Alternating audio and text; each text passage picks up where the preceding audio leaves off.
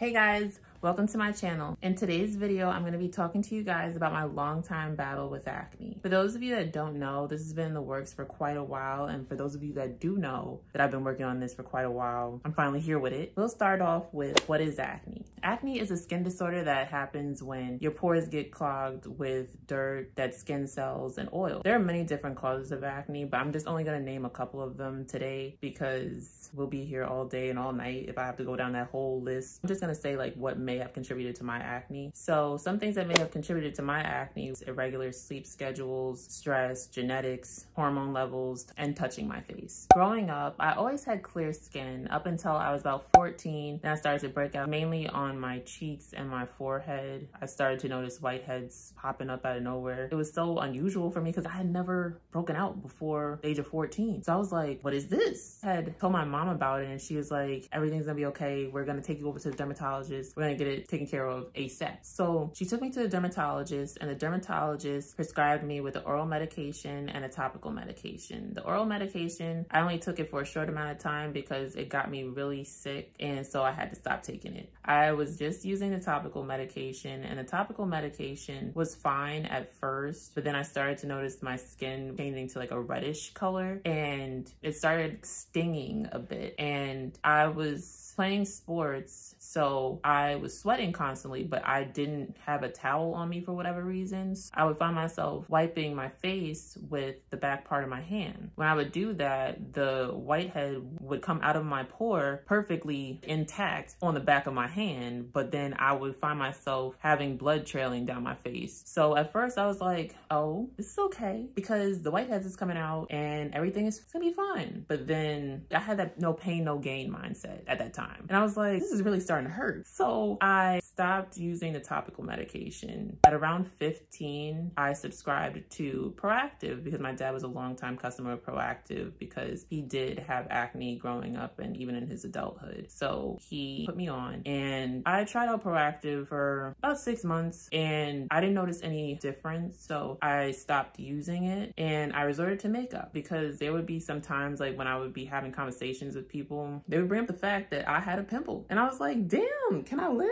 Like, that's mad rude. So I found myself caking on makeup. Mind you, I was new to experimenting with makeup. And what really got me into makeup was my mom was using fashion fair makeup and it always made her skin look so flawless. And, you know, I would be able to hide my pimples from everyone else in public. And when I come home, I would be trying to take care of my skin. And so that's what I thought was gonna happen for me. And it didn't. It seemed like it probably made the problem much worse than it was before because I would, like, as I just said, I was caking on that makeup. You know, like how maybe you're instructed to put a mark on your forehead, a mark on each cheek, and a mark on your chin when you're using a foundation stick. Anywhere I saw a whitehead, that's where I was marking my face at with that foundation. And I was blending my makeup with my hands. I would kind of notice, like, it was like, dang, this is a lot of makeup.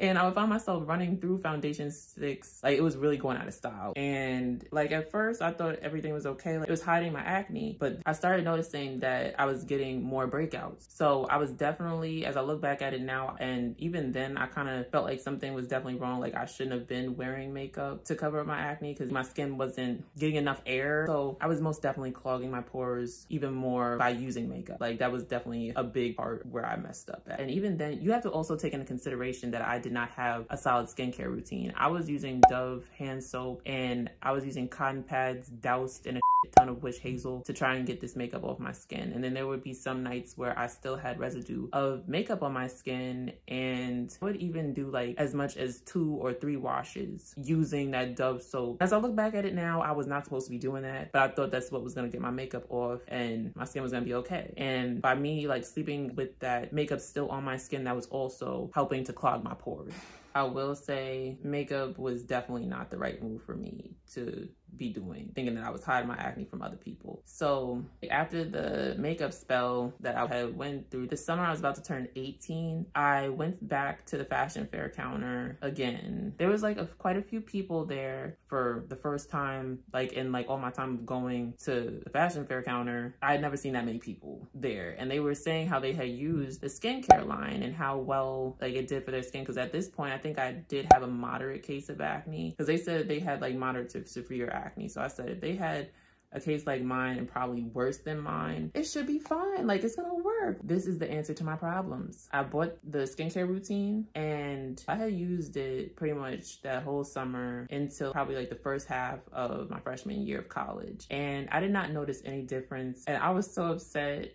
Like, at that time, mind you, I did not have that mindset that what may work for someone else may not work for you. So I stopped using Fashion Fair's skincare line. I ran to YouTube and I saw where different YouTubers were using Lush products. So I figured, since all of these people were raving about Lush and being natural, that it would work for me and I wouldn't have to go back to the dermatologist and use any sort of medication on my face. So I was like, okay, let's go to Lush. Went to the mall, went to Lush, and one of the workers put together a skincare routine for me. The skincare routine seemed fine at first, but then the exfoliator seemed like it started to irritate my skin. So I had to stop using it. And the rest of the products didn't seem like it was helping me in any way. So I just was like, yeah, let me stop using it and toss the products. I went back to YouTube and I was watching different YouTubers and they had went through acne and they were using all kinds of different products. So I pretty much took it upon myself to make a list of all of the products that they were using and apply that for myself. Mind you, at this time, I did not know what my skin type was. I just knew that my skin was kind of like oily, or it was oily in some spots. But yeah, I found myself becoming a regular on the Walmart skincare aisle. And I spent thousands of dollars on skincare, trying to put together the perfect skincare routine by using different product recommendations from different YouTubers. And that was probably the worst thing I could have did. I tried just about every freaking skincare product that you can think of on the Walmart skincare aisle, except for CeraVe and Cetaphil. I think by the time I got to CeraVe and Cetaphil, I was probably tired,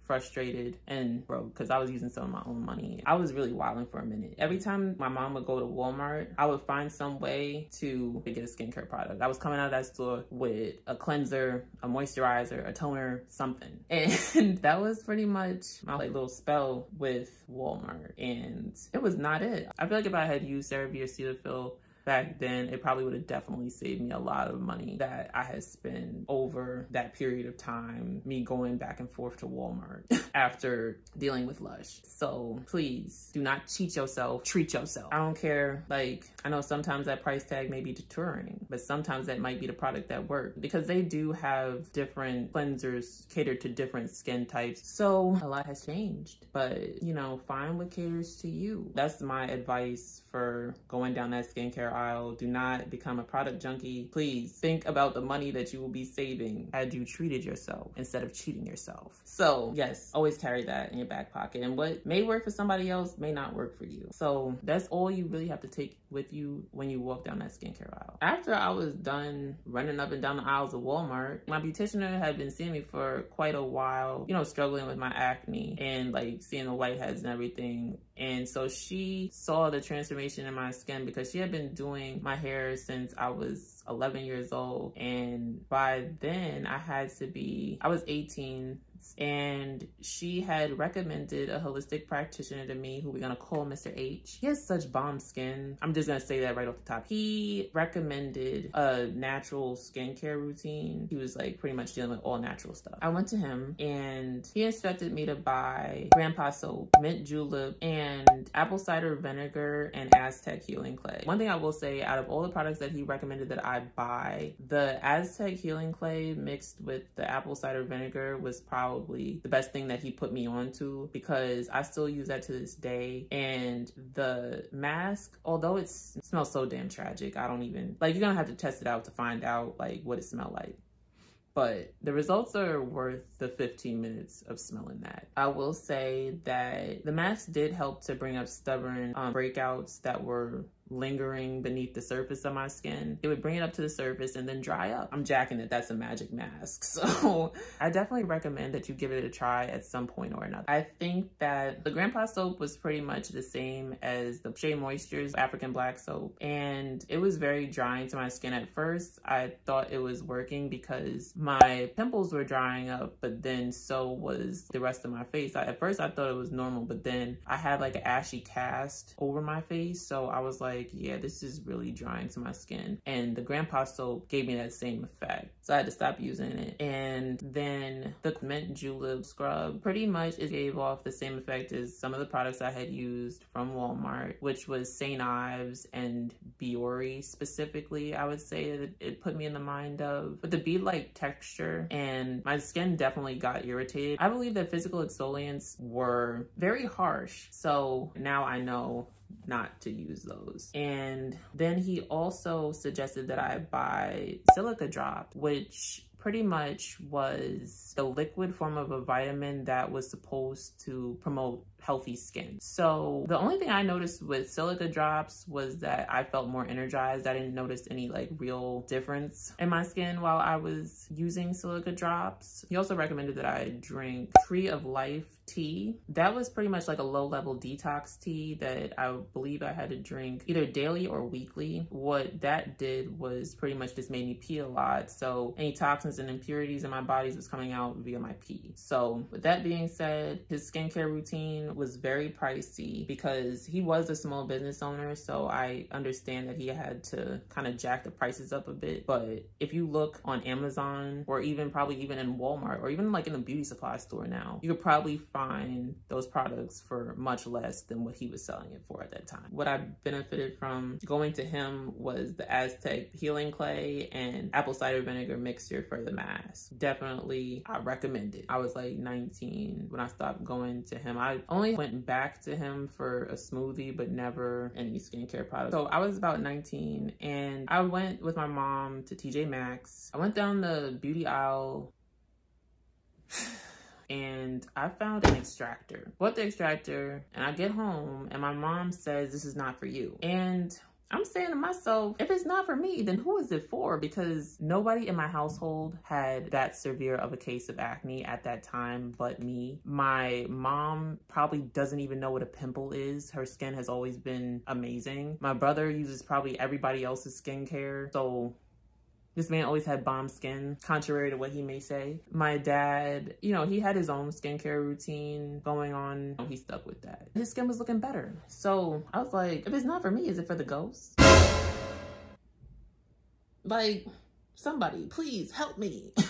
Like, who could this possibly be for if this is not for me? So I found myself sneaking into my parents' room. My mom had it hidden in one of her drawers, so I went through all of her drawers until I found the extractor. I found myself sneaking into the bathroom. Oh, she wondering what I'm doing because I don't normally spend that much time in the bathroom. So my mom is like knocking on the door and everything, talking about, everything okay? What's going on? Like, what are you doing? I'm like, me sitting up there. I'm not, like, I'm on the other side of the door. I'm not making eye contact. I'm like, oh, nothing. Knowing damn well I was lying. I was in the bathroom, popping my pimples, and she eventually found out when I had first started popping my pimples, my skin looked okay. But then, like, as time went on, I started noticing acne scars and hyperpigmentation. I was like, oh my gosh. And she was like, see, that's why I said, this is not for you. You have black skin. It's gonna take a long time for your skin to heal. You will have acne scars and hyperpigmentation if you don't stop. It was going in one ear and out the other. Just as long as I was getting the whiteheads off my face, I did not care. I was looking for a quick fix. Like, I don't know if y'all detected that throughout this whole story. Like a get rid of acne overnight sort of thing and everything's gonna be okay. And that's not what happened here. I was 19 and I was sneaking and popping my pimples. I'm 24 now and I still have acne scars like my mom said. It was a lot worse than what you're seeing right now. I should have listened. I know that. I admit that. Okay, I admit I was wrong for that. And if I could go back and ignore myself pretty much, because I was really self-conscious about my skin. Like I was really sensitive and I was like, yeah, just as long as nobody else can see the pimple, as long as it's not there, so big, it's grossing me out. I was really going through it there. All I'm gonna say is if any of y'all ever see an extractor, run the other way. Do not pop your pimples. So on top of that, I didn't even mention that my skin had broken out even more. When I would pop my pimples, like I would notice within like the coming weeks, I was getting even more whiteheads in the surrounding areas that I was popping the pimples. So that's another thing that I will tell you guys. Please don't pop your pimples. If you see an extractor, please run the other way. Say for instance, you see a whitehead pop clean out of your pore. There's a residue that comes out with that, and that's splattering on the surrounding areas. It's gonna make it get worse. You're going to get acne in the surrounding areas, okay? So please do not pop your pimples. You would be putting yourself through getting more whiteheads, more acne scars, and more hyperpigmentation. And it's just gonna be like an endless vicious cycle with that. And I say this because I want you guys to learn from my experience. Please don't pop them pimples. So real quick, I'm gonna list a couple of tips that I hope that you guys got from watching this video today. Number 1, do not touch your face. Number 2, do not look for makeup as a cover-up. It's only gonna make things worse and clog up your pores if you don't know how to apply it properly. And I honestly suggest just don't wear makeup like while you're dealing with acne. But if you feel like you must wear makeup, just try to wear as less as makeup as possible and try not to wear it too often. Trust me, it's not a problem solver. It's definitely making an even bigger problem. 3, this should have probably been 1, but I have it at 3 for right now, okay? What may work for someone else may not work for you, and what may work for you may not work for somebody else. Always take that into consideration when you're constantly looking up these YouTube videos. Please do not end up like me and be a skincare product junkie. 4, please stay away from the extractor. Please, we just went over this. It's just gonna add on even more problems if you're using this yourself. If you go to a licensed dermatologist or an esthetician that's using an extractor, they know how to properly sterilize that extractor and ensure that there's no more breakouts in that surrounding area. So always take that into consideration, because you can't be out here copying what they do, and they know how to also prevent hyperpigmentation. They know what they're doing. They're, certified in skincare, okay? They're trying to help you out. Just let them do their job. You're not Dr. Pimple Popper. If you get the urge to pop your pimples, you always got Dr. Pimple Popper online, and you probably have, I don't know if you have other people. I'm sure there's pimple popping videos by other dermatologists as well, if that's not enough. So just watch that. Please, I don't care how big or how small or how medium-sized your zit is, or how gross you think your zit looks, or how gross somebody else thinks your zit looks. Ignore it, because again, you're only gonna make it worse. Again, look at me. I'm 24 years old and I still have those scars on my face from when I was being hard-headed. So learn from that and don't pop pimples. I mean it. I'm only saying this because I care, and I want you guys to not have to go through what I went through. And I hope you guys learned something from this video today. I'm gonna come back pretty soon with a part 2, and that's when we're really gonna deep dive into what happened.